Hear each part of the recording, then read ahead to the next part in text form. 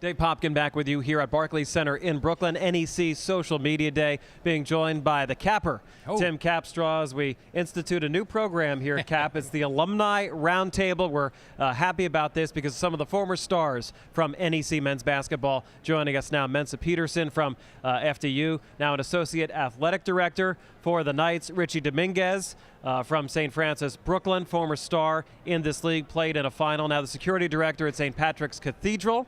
And Mwadkie, one of the great rebounders in NEC history, one of the great scorers as well, an assistant coach now for Central Connecticut. And Obi, let's start with you and your impressions of Central Connecticut as a player and now as a coach on the other side, and the different perspective you have. Wow.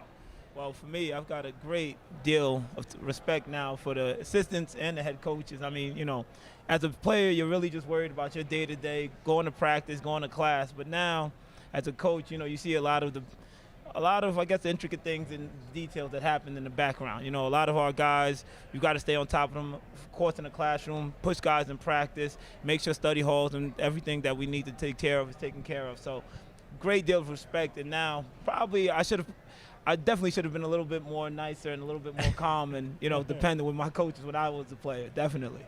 First of all, a few of you guys I actually coached against, and I have really bad memories thinking about you right now. I just want you to know that. Richey Dominguez, as an international player that came to St. Francis of Brooklyn, just tell us about that experience in general. Well, it was an experience that actually made who I am right now. You know, I'm a father of 3, and I'm a sacristan at St. Patrick's Cathedral. And it was a great opportunity from St. Francis, from Coach Ganley back then, bringing me over from Columbia to Brooklyn. And, you know, I have an opportunity to showcase my talent, which I did against your team, Wagner, back in the day. But it was, well, by the way, I think I got a freshman of the year that year, too. Yeah, thank you. Yeah. Thank you. I'm glad I contributed to that. And it was a wonderful opportunity. And, you know, it has opened a lot of doors, given me a lot of life. Because of my kids and wife, my mother now, my sister home. Things are very good for me. Mensah, you got to play for Tom Green, one of the great X's and O's coaches, one of the great men, I think, in college basketball, still out there doing it. What did you learn from Coach Green, and what did you like about him?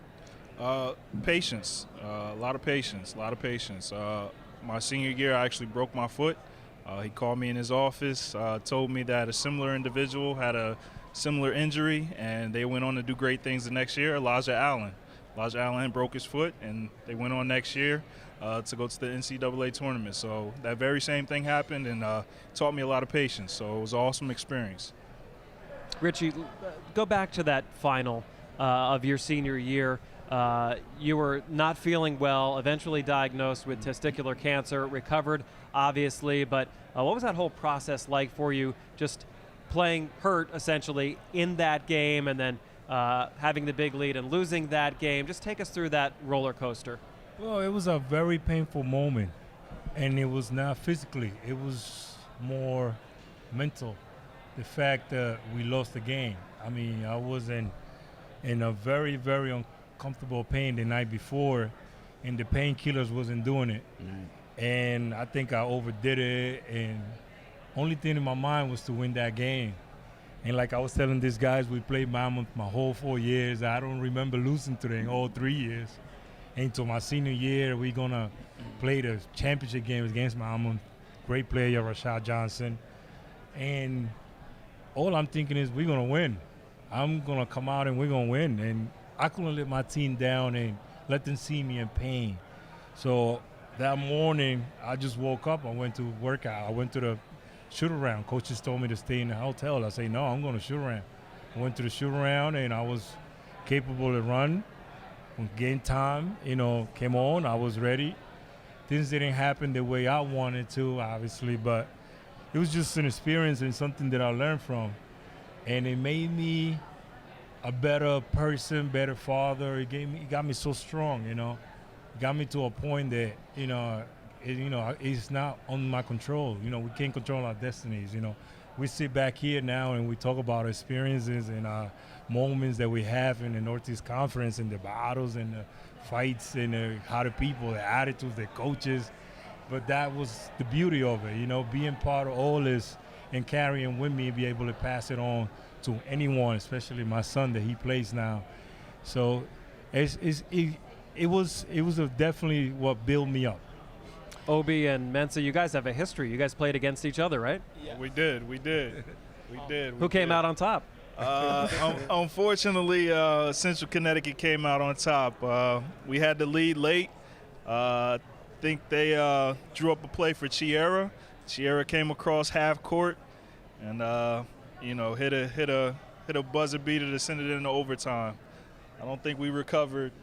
Well, I think the best part of that story is it was my freshman year actually, and you could tell Coach You Dickerman, got 30 points. No. Actually, you could tell Coach Dickerman's a great coach because I was supposed to be throwing the pass, and he took me out of the game and put Rich Pittman in the game to complete the pass to Ron Robinson, who's player of the year that year, but threw a shovel pass to Justin Chiera. And to me, the best part of the story is he shot a half-court jump shot, Justin Chiera did. And if you know Justin Chiera, you know that's what he does. You know, him making that shot was impressive. I think to everybody in the stands. The game was at Wagner that year, I believe. And but to his teammates and guys like myself who work out with Justin and see Justin shoot every day, once the ball got into his hands with and there was not a defender in sight, you knew it was going to be counted. And after you make that shot, we knew we were going to win. I mean, it's really, really tough to come back from a shot like that, especially after you're feeling like they gave up the shot. If you're going to give up an open shot, let it be a half-court shot. But wrong shooter at the time. Wrong shooter for that. And you went on to have some really bright moments yourself later in your career, a million double-doubles for Obi Mwadkie, now coaching for Central Connecticut. And Capper, these guys do a pretty good job. I think they might be sitting in your chair soon. Oh, I got competition. Don't let Dominguez come over here.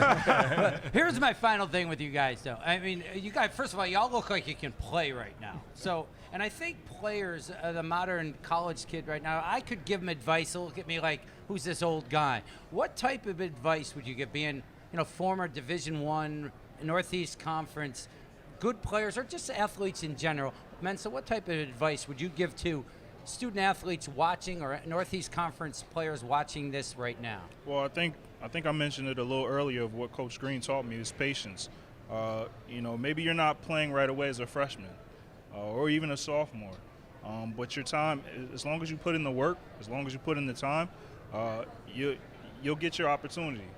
So being patient, continue to work hard, have a strong mental game, and you'll go very far in the Northeast Conference.